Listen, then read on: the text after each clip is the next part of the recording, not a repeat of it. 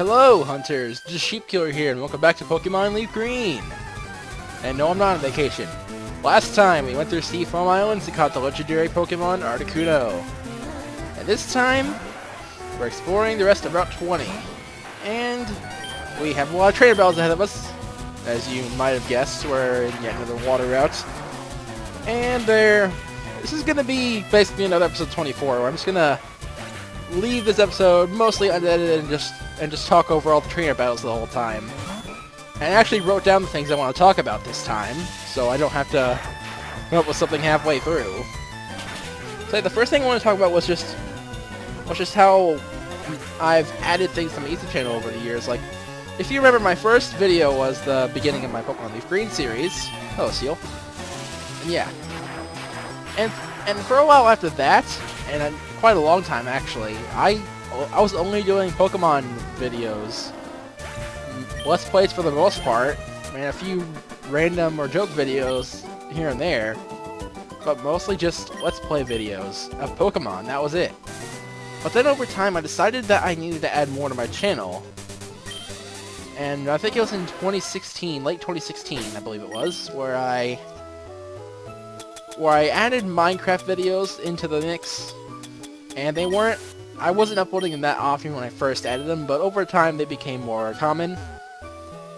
And Minecraft is one of the main things on my channel now. I think there was a point in time where I was only doing Minecraft videos, actually, not even any Pokemon videos. Yeah, I think I'm a big part of my channel ever since I added it in. And some people don't like Minecraft, but I still like the game. Kind of. It's not my favorite game by any means, but I still kind of like it. And I'm glad I added it to the channel, because it adds just so much more. But this channel would be kind of bland if it was just Pokemon videos over and over. And yeah, I am uploading parts of this series pretty much every day, but it's still not only Pokemon videos. I have the other stuff as well. And yeah, earlier this year, I also added Dragon Ball videos into the mix. Of course, I only have 3 up so far. They might be more common down the line whenever I come up with more ideas and decide to upload them more often. But since it's still a new thing, it's not that common right now. Same with how Minecraft wasn't that common at first. But yeah. So I've just added a lot more to my channel over time, and I'm glad I did that. Because this would be all I'm doing. This series would be all I'm doing if I didn't add that new stuff. And I like this series, but if it was all I was doing, it would get kind of boring over time. Like, I think that's the reason why I'm not bored of this series, because it's not all I have. I have other stuff too. Which, by the way, to the few of you that are watching this, you should check out those other videos if you haven't. I don't think anyone watching this series would not be watching my other videos, of course. But still, just in case, if you haven't seen my other good videos, then check them out.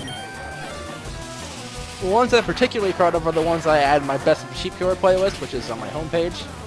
So, yeah. There goes Shelter. And there goes that part of the exploration as well. And speaking of my YouTube channel, there was a pretty long point in time where why is Bolt still up front, by the way? Bolt shouldn't be up front anymore. But yeah, there was a pretty large point in time where I would make a lot of jokes about myself, and they were pretty negative jokes as well. Like, just jokes that were like kind of sad in a way, saying like, "Oh, I've never had a girlfriend," and stuff like that. And really, I stopped making those jokes. But I stopped making those jokes now, if you haven't noticed. And that's because I don't find them funny anymore. Like, over time, I see just how dumb they can be if they're used too much, and that's exactly what it is. They use those kind of jokes too much, and over a while it just became dumb and kind of cringy, if it's okay for using that word. Yeah, I find it kind of cringy, to be honest. I mean, I find my old videos in general pretty cringy, but that was kind of that thing was actually, those kind of jokes were actually kind of recent. It wasn't exclusive to my old videos, but it was something I did in pretty much all my videos all the time. It was the main thing in my final DSK bloopers episode, actually. So yeah, it was a pretty common thing I did, and I don't really like that I did it for so long. Because it just became overused, not funny, and I believe it actually gave one person the false impression that I actually was depressed, and I'm not. But yeah, that's when I kind of figured that I was taking it too far. That someone actually thought I was depressed for making the jokes so much. So I was kind of going a bit overboard with it. And since I have stopped because I don't find it funny anymore, and me not finding it funny anymore isn't the only reason why I'm glad that I stopped, though, because me not making those kind of jokes all the time has given me opportunities to make more original jokes, like jokes I wouldn't have made otherwise if I just kept spamming the same jokes over and over. Like, if I was still saying I've never had a girlfriend and dead inside all the time, I don't think I would have made the jokes like I am encyclopedia before anime, and I'd also be making less puns. So yeah, I'm just overall glad I've made that decision on my channel. There's a lot of decisions. There's a lot of recent decisions on my channel that I'm pretty proud of making, and there's a lot of older ones that I don't really like the fact that I made. And yeah, that's one more reason why I'm much more fond of the current me than how I used to be back then. And I think we're almost done about 20, if I'm not mistaken. Cinnabar on the west has a lab for Pokemon. My daddy works there. Cinnabar Island. Yes, we will be heading there eventually. That's not what we're talking about right now, though. Making sure my mic's tidy. Yeah. Of course, that was kind of off topic from Pokemon there, what I was just saying, but there's a few more other things I want to say that actually have to do with Pokemon. And it's about my experiences with Pokemon. I've been a Pokemon fan for pretty much my whole life. I was introduced to Pokemon, I believe, in the 3rd generation with Pokemon Sapphire. I could be wrong about that, but that's as far back as I can remember me playing Pokemon Sapphire as a kid. Wait, you're supposed to wait. Oh, too bad. Yeah, I'm pretty sure Sapphire was my first game. Oh, and before I continue, that is Cinnabar Island right there. We will not be going there yet. I will, eventually. But for now, we're going to skip over it because it's at a bit later point in the game from what I wanted to do. But for now, we're going to head to Pallet Town. Things are coming full circle. We might as well talk to our mom now that we're back home. You should take a quick rest. There we go. Oh, good. You and your Pokemon are looking great. Take care now. Oh, and even if you're fully healed, she still wants you to take a rest. Okay. That's fine, I guess. And is this just a post and notice? Yeah. Ask for help, LR button. I'm pretty sure I went over that in the first episode. Nothing else in here, really. It's just nice to visit home after not being here for quite some time. Anyway, yeah, back with what I was saying. My first game was Sapphire, and after that I also played Leaf Green. It was one of my very first Pokemon games, like I said in the first episode of my old series, for any of you who've watched that. And let's read these signs. Trainer tips. Press start to open the menu. Yes. And shades of your journey awaits. And this is the Oak Pokemon Research Lab. We could check in with Professor Oak as well.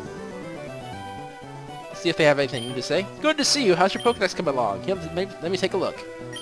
125 Pokemon seen and 86 Pokemon owned. Wonderful. Let me guess. You got to collect things, don't you?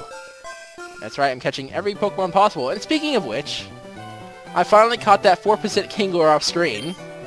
I said Pokemon Professor Oak's aid. I'm pretty sure these guys just say the same thing. Yeah, they all do. Yep. I figured. And yeah, back with what I was saying again. Leaf Green was one of my first games, and I just have some fond memories of playing it back as a kid, which is why I decided to play it for my first video, and that first video is why I'm playing it now. And before we continue, there is one more thing I want to discuss over here. We're now on Route 21. I think this is the last route besides the one beyond the badge check gate that we haven't really explored yet. And Tentacool is not what I want to go after. Oh, by the way, on all these water routes we've been to recently, Tentacool is at 100% encounter rate. It's the only thing you'll find. It is Zubat of the sea. It's actually more common than Zubat. And in this patch of grass, you have a 100% chance of finding Tangela. It's a pure grass type. I wouldn't really recommend it. It's not that great of a Pokemon. But hey, it's here if you want it, I suppose. It doesn't get its evolution until Generation 4, so it's not really good until then. So I'm going to go and try to catch this thing now, because I haven't caught it yet. I'm going to use my Nest Ball, actually. It works on Pokemon that are way lower level than yours, and that's exactly what this Tangela is. It's quite a bit lower level than my team, so this should work. Never mind. I guess that's because it's on full health and its catch rate isn't the highest thing in the world. I guess I have to use my Ultra Balls after all. I don't have to buy more off screen. 1, 2, 3. Wow, I thought the Nest Ball would work better, but it didn't work good at all, and you gotta first try with an Ultra Ball. I just think my luck. Its whole body is swathed with wide vines that are similar to seaweed. The vines sway as it walks. I made a collab video with another YouTuber once called Top 10 Unconventionally Scary Pokemon, or was it 5? I think it was 5. And Tango was on that list, and that's because you don't really know what's under its vines. It's kind of weird. It's also wearing boots. It's a very weird Pokemon that's, even though it's not really intended to be spooky, it just kind of gives you a weird vibe. Anyway, I'll link that video. I'll probably link that video in the description, by the way. But yeah, that's where it repels now, because I definitely don't want more Tentacle. Anyway, yeah, finally back to what I was saying. No more interruptions for once, because we're back up having trainers. And yeah, Leaf Green was my first games. I have some fond memories of playing it.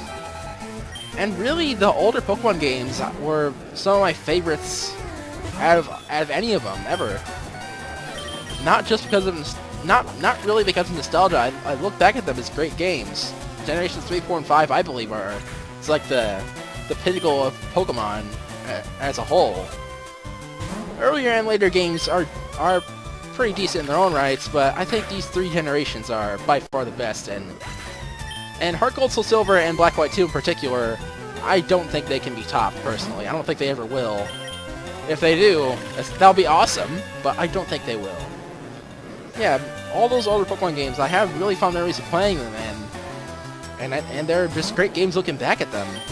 Oh yeah, and also the spin-offs Coliseum and XD. Those were great games as well, although they were more flawed than these main series games are. If those 2 Pokemon games had any sequels, could have potentially improved on those flaws, because those games had incredible potential. If they had just one more game, it could have been really close to a perfect Pokemon game. But unfortunately, those games were never expanded upon.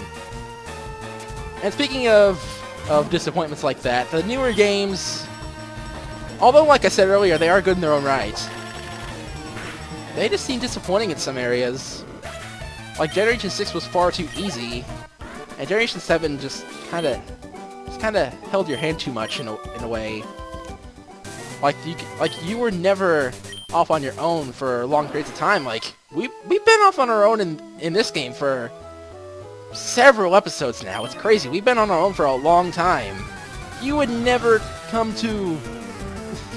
close, even remotely close, to being on your own for this amount of time in newer games. Especially Sun and Moon and Ultra Sun and Ultra Moon. Like, I still find those games to be pretty good. And Ultra Sun and Ultra Moon had some things down really good. They were even balanced for the experience share on like previous games.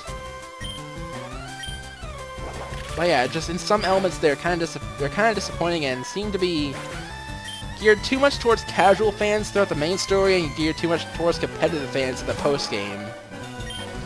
They don't really meet a middle ground in that, right? Like they used to back in these days, back in 3rd, 4th, and 5th generations. I feel like these games were just great and hit a nice middle area, whereas newer games are focused entirely on one side in certain areas instead of just being a middle ground. Let's Go Pikachu and Eevee are especially like that from what it seems so far. They seem to be way too focused on casual more than anything ever. And I think I want the item finder registered now. Let's see, here we are. Yep. And it looks like we have another double battle ahead of us. So we'll be dealing with that. I guess Curtis will tag along. Yeah. Let's do this double battle. Huh? A battle? Ian, can't you do it alone? Looks like she wants to battle. Looks like she wants him to battle alone, but she's gotta tag along. And you'll lose either way, so it doesn't matter. Seadra and Starmie. Hello. I think Starmie is a... No, Starmie's not a version exclusive. Seadra is, I think. But yeah, Starmie isn't. I'm pretty sure of that. I guess I will use Rock Slide. Toby does go first, so... Rock Slide might only hit Seadra if Toby one-shots. Starmie's not really a tank, so yeah. I'd be surprised if that didn't one-shot, especially how strong Toby is. This might not one-shot, though. Oh yeah, not even close. Would have been nice if it flinched or got a critical, but whatever. I guess I'll use Tri-Attack again. I think Seadra has Poison Punch as an ability, which if you make physical contact with it, it has a chance of poisoning you, so I don't really want to make physical contact with it. So there we go, Seadra goes down, and Toby can go 42. I haven't really been pointing out the level ups so far because I've been talking over it, but you guys have been seeing it, so it doesn't matter. And gets Doug up front. I mean, both these Pokemon have disadvantage against water Pokemon, but Doug will do better than Curtis will. Because Doug hits harder. And we'll battle you. The sea cleanses my body and soul. Good for you. And yeah, the newer games, I really like some parts of them. Like Ultra Sun and Ultra Moon they do a lot of things really good, and also in some ways they're what Sun and Moon should have been. But in other ways they're pretty heavily flawed, and I won't just be a blind fanboy and not acknowledge the flaws, because they are there, they do exist, and some of them are pretty bad. Like, I really hope the 8th generation of Pokemon isn't too hand-holdy like the entirety of the 7th generation was, even in post-game in some ways. Well, the little post-game that they had. I mean, Ultra Sun and Ultra Moon did bring back all the villains for its post-game, but it just didn't last that long, and you weren't interrupted whatever you were in the parts of just battling Team Rocket Grunts over and over. So yeah, it did like to interrupt you a lot. That was the entirety of 7th generation, really. Same with 6, that interrupted you a lot too. And personally, the rivals in X and Y are my least favorite in the entire series. Like, if I ever did a worst to best video of the rivals, all the Gen 6 rivals would be at the very bottom of the list. Hey, don't scare away the fish! And that's another thing that I don't really like with the newer games. They don't really do their rivals good at all. The 1st and 2nd generations had the rivals the best in the entire series. Like, 1st and 2nd generation, I don't really find them that great. The remakes are amazing, of course. Especially Heart Gold, Soul Silver. But the original generations itself, they weren't that great, especially Gen 1. But still, I think they have the best rivals in the series. Because they were aggressive whenever they could be, and they just push you to try to get stronger in order to defeat them. And that would in turn help you throughout your entire journey. Although in newer games you just have friendly rivals. And that's not really an inspiration to get stronger, they're just there tagging along with you, being a bother when you want to be off on your own in your journey. I don't really like that. I really hope the 8th generation fixes that. Obviously, Let's Go Pikachu and Eevee aren't. They have yet another friendly rival. They even blatantly state that it's a friendly rival. So, yeah. It's gotten to that point. Yeah, hopefully the 8th generation fixes that, but if it doesn't, then Pokemon's just probably going to stay in the state that it's in right now. They say the 8th generation is going to be geared to hardcore fans. We can't really trust that statement until we see some parts of the game. But hopefully that is a good sign. Anyway, I think we're almost done with about 21. I'm not sure though, but we could be. And sorry if you hear any background noise. My dogs are barking. And that was all I wanted to talk about, really. Just how I feel about the modern games and my past experiences with older Pokemon games, and all of them really actually. Really actually, yes. Oh, and Secret Power has the Mudshot animation in this part. I think it has the Body Slam animation in most other areas, but it has the Mudshot animation here. That burned some time. Yeah, because I had a Fire type. I had to make at least one pun in this episode. I made a lot of puns last time, sure, but that doesn't mean I'm done with puns in general. And I think we just have these last two trainers. Yes. I think that's... No, well, no, there's more. I thought that was it, just there, but no, we have a little bit longer. I got my Pokemon at C. I see. That's kind of interesting. Man, water areas just have so many opportunities for puns. It's ridiculous. And I'm level 37 Starmie. They're not that far behind us in levels, surprisingly. Well, whenever trainers only have one Pokemon, they tend to be higher level than the rest. So that's not actually a surprise. And Swimmer Jack was defeated. Diver down! Yeah, and Let's Go Pikachu and Eevee, I don't plan on buying the games, especially at launch. If I can talk. I might buy them later, but I'm definitely not buying them at launch. And that's because there are a few things that have caught my interest of the games, like I stated before. But overall, I don't really see anything overly appealing about them. And the water has a surf animation. Yeah, nothing really overly appealing. A few things have caught my interest, but nothing really to make it worth buying so far. Hopefully there's something said that makes it worth buying. That would probably convince me to get it day one. But so far, nothing's really convinced me to want to get this game, especially day one. But one of the things that has caught my interest is they're balancing out the levels a bit. Probably to balance for you gaining more experience in catching Pokemon and for the experience share. Like, if Ultra Sun and Ultra Moon were balanced for the experience share, that could mean that Let's Go Pikachu and Eevee are as well. I still think the games will be easy either way, but they could be balanced for the experience share, like Ultra Sun and Moon were. That was one. There's a lot of things I like about Ultra Sun and Moon. There's just some things they did wrong, and it's unfortunate because they could have been great games. They could have been as good of a third version as Platinum, but instead they kind of fell flat in some areas. Had a lot of the same flaws as Sun and Moon, even though they fixed some of Sun and Moon's flaws, and they also had some new flaws on top of that. So it just wasn't that great in some areas. Doug Charizard Smog? No thanks. Oh, actually, I want to go over its... I do want to go over the move, since I don't think we've seen it before. It's a 20 base power, 70 accuracy move. Yeah, it is physical, so you would think that'd be good for Doug. But that 70 accuracy is not reliable at all. I'd much prefer having all 100% accuracy moves. It does have that chance to poison, but I'll never be hitting that move that's 70 accuracy. If it had higher power and accuracy, I would consider it, but yeah, not really gonna get it with those kind of stats.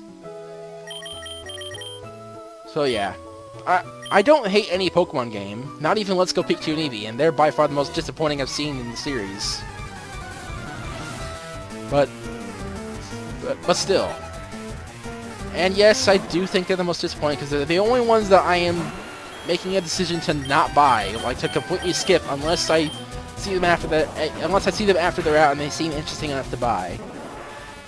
Yeah, they're the only ones I've decided to skip, so they are the most disappointing for me, and plenty of people would probably agree with me. Of course, there will be some people to blindly defend the game. I'm not gonna point any fingers, but there are people like that. I don't hate the games. I just don't want to buy them unless they seem interesting enough to buy. But right now, there's nothing really like that, which is why I'm planning on skipping them.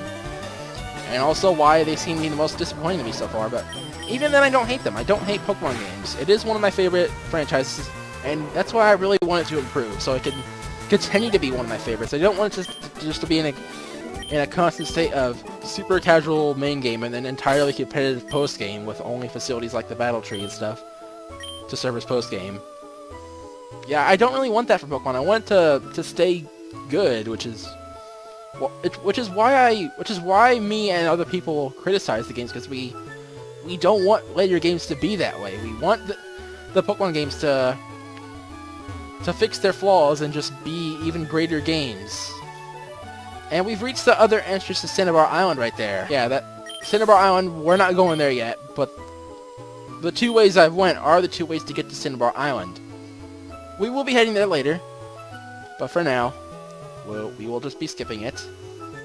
We'll head there later. There is a gym there. But there is another gym I want to tackle before we take on that gym. Anyway, that's all I really wanted to do today. So now, how about we fly to Route 10? Yeah, let's head to Route 10. Yeah, you can fly to the Pokemon centers there in the middle of routes. Now that we're done with Route 21, I'm pretty sure we've explored all the water routes in the game. We're gonna go over here. We saw this river before when we were here last. Now we're going to use Surf to figure out what lies beyond it. Let's check it out. Here we are. There's a person here. Wow, you came all the way here? Maybe you're a Pokemaniac too. Want to see my collection? Maybe. What do you got? Like some Slowpokes or something? That's what you guys tend to have. Well, you have Rhyhorn. I honestly didn't remember what you had, but... Okay, Curtis can't deal with you. That's not a bad matchup for Curtis at all. Double Kick might finish you off, especially at how low level you are. Doesn't quite do enough, unfortunately, but we'll be able to finish you off for the next turn. He got poisoned, actually. Is that going to finish him off? Is the poisoning going to do it? Is it? No. At least Strength will finish him off either way. There we go. Rhyhorn goes down. And he got one more Pokemon. What is it? Lickitung. We haven't really seen Lickitung before. We've gone over it, but this is how you get... This is where you would see it if you didn't get the trade. By the way, I think I might want to get that trade off screen. Now that we're back in the mainland, off the water routes. Yeah, there we go. Lickitung goes down. That should get us a level up. Lickitung does evolve in later generations as well. But... And it's not really good until then. That's what I'm going to say. I'm not angry. Because you got to show off your collection, perhaps? Anyway, next time on Pokemon Leaf Green, we will explore the power plant. I'll see you guys then. Happy hunting.